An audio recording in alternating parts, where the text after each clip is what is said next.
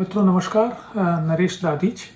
हम लोग बात कर रहे थे उदारवाद के समक्ष चुनौतियों की। आज जिस चुनौती के बारे में हम बात करेंगे वो है आइडेंटिटी पॉलिटिक्स या अस्मिता की राजनीति। आइडेंटिटी पॉलिटिक्स आज बहुत ही ज्वलंत राजनीतिक समस्या है जिसके बारे में उदारवादी चिंतक विमर्श कर रहे हैं। आइडेंटिटी पॉलिटिक्स क्या होती है? मुख्य रूप से समाज में नए तरीके के समूह सामने आए हैं। समूह तो हमेशा रहे हैं, लेकिन समूह के अलग अस्तित्व की अस्मिता के बारे में इतनी मुखर तरीके से बातचीत पहले कभी नहीं हुई है। क्योंकि जो फ्यूडलिज्म था, सामंतवाद था, उसमें तो समूह हिस्सा होते थे समाज के, और वो समूह उस फ्यूडलिज्म के अंतर्गत समाहित हो सकते थे।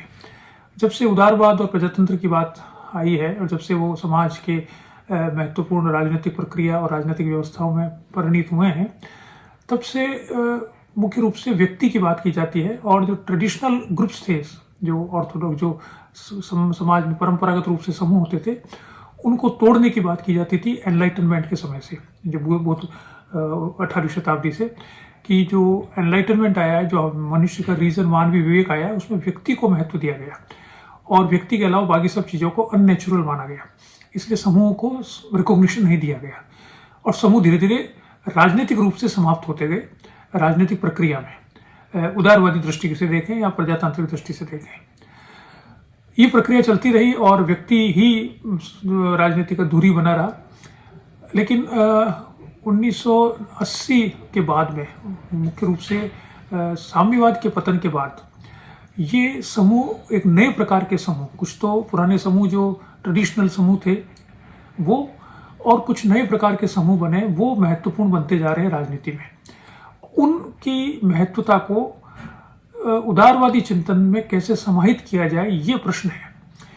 तो ये जो समूह बने हैं, मुख्य रूप से हम देख सकते हैं इसका कारण, क्योंकि 1990 के दशक से आरंभ हुए हैं, उसका कारण मुख्य रूप से जो जिसे हम कहते हैं कि आइडियोलॉजी थी, जो कि यूनिवर्सल होती है, सार्वभौमिक विचारधाराएं जो थी, जैसे साम्यवाद की थी, उसका पतन हो गया।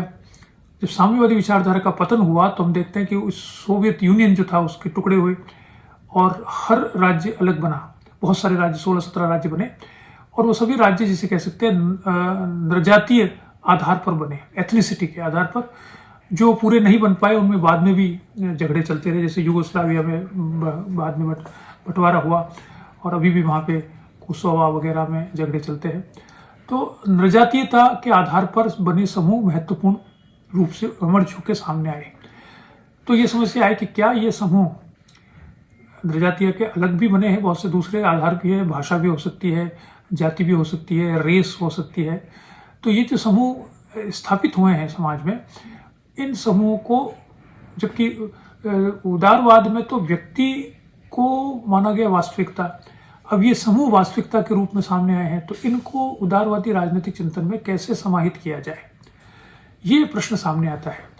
अब ये समूह थे तब तक तो ठीक थे, जैसा कि इन समूहों को मल्टीकल्चरल फिलोसॉफी के अंतर्गत लिया गया कि जो बहुत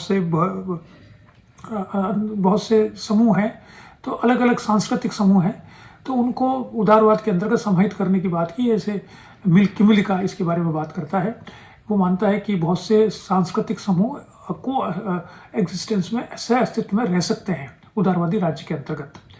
लेकिन वहाँ तक तो बात ठीक थी, लेकिन जब ये समूह, जो कि अधिकतर माइनॉरिटी के ग्रुप हैं, क्योंकि मेजोरिटी तो वहाँ पर थी एक समूह, लेकिन जो ये अल्पसंख्यक समूह, जो चाहे नरजातीय हो, चाहे किसी और विशेष प्रकार की संस्कृति का प्रतिनिधित्व करते हो, ये जब अपने महत्वपूर्ण बनते गए जिस देश में थे, राजनीतिक रूप से, आर्थिक रूप से, सामाजिक रूप से, तो ये अपने अस्मिता की बात करने लगे और कहने लगे कि हमारी आइडेंटिटी अलग है जो रहनी चाहिए।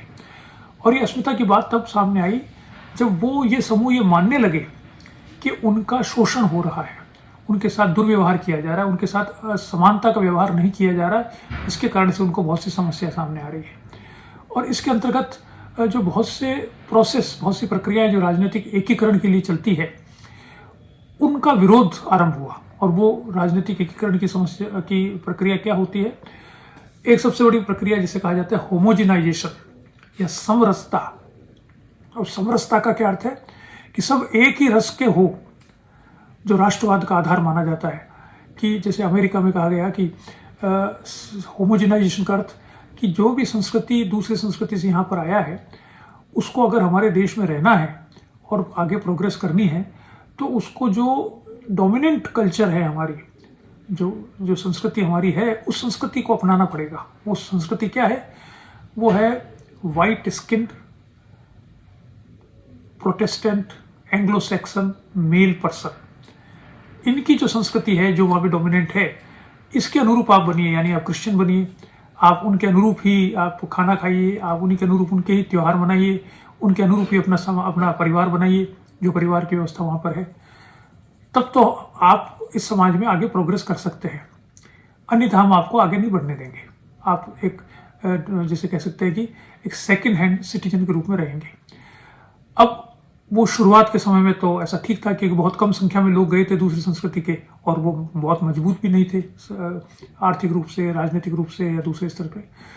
लेकिन बहुत वर्षों तक रहने के पश्चात धीरे धीरे वहाँ पर और दूसरे देशों में, यूरोप के अंदर भी, ये लोग अपने ग्रुप्स में आइडेंटिटी की बात करने लगे और आइडेंटिटी पॉलिटिक्स की बात करने लगे।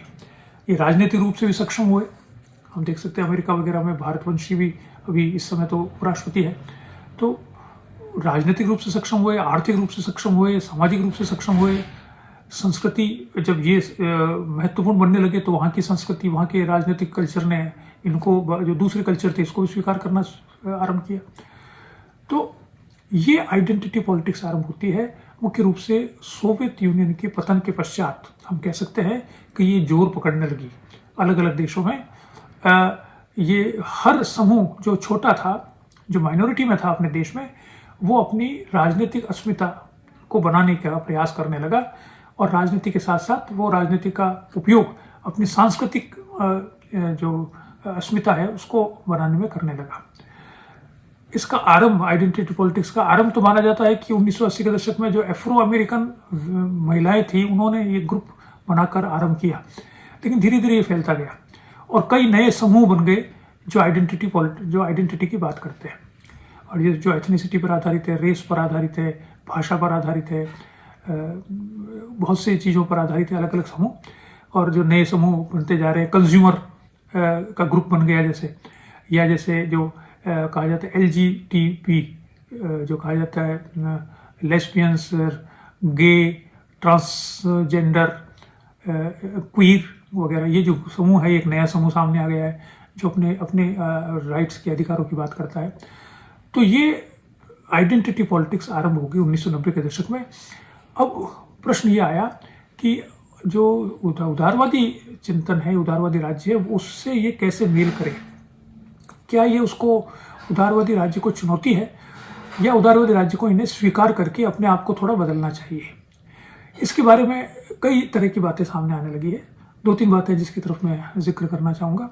सबसे पहली बात तो ये, जो लोग कहते हैं कि उदारवाद के साथ ये समायोजित नहीं हो सकती, क्योंकि उदारवाद में व्यक्ति को वास्तविक माना गया है और किसी चीज़ को वास्तविक नहीं माना गया है। तो जब समूह को वास्तविक नहीं माना गया है, तो वो उदारवाद के साथ, जो कि उसका फंडामेंटल है, व्यक्ति को ही वास्तविक मानना, तो उससे कैसे समायोजित हो सकता है। इसके लिए कहा गया कि हमें पुनः एनलाइटनमेंट की तरफ जाना होगा।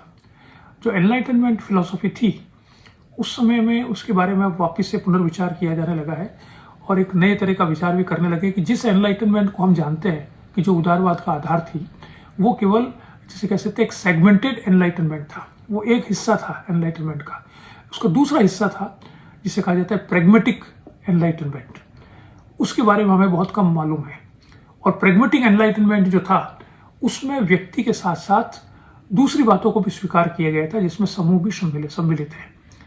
इसलिए पहली बात तो ये कहा गया कि अगर हमें उदारवाद में इस आइडेंटिटी पॉलिटिक्स को समायोजित करना है, तो हमें उदारवाद को, जो ये बोधोदय युग है, एनलाइटनमेंट है, उससे उसको सेपरेट करना पड़ेगा। विशेष रूप से उस हिस्से को, जो एनलाइटनमेंट का, जिस हिस्से को हम लोग जानते हैं ज़्यादा, जो ज़्यादा प्रचलित है, जैसे जॉन इमैनुअल कांट है, लॉक है, जॉन लॉक है वगैरह, जिनको हम ज़्यादा जानते हैं, जबकि हम डेविड ह्यूम के बारे में बात नहीं करते हैं, वोल्टेयर के बारे में बात नहीं करते हैं, जो शायद प्रैग्मेटिक एनलाइटनमेंट का रिप्रेजेंट करते हैं।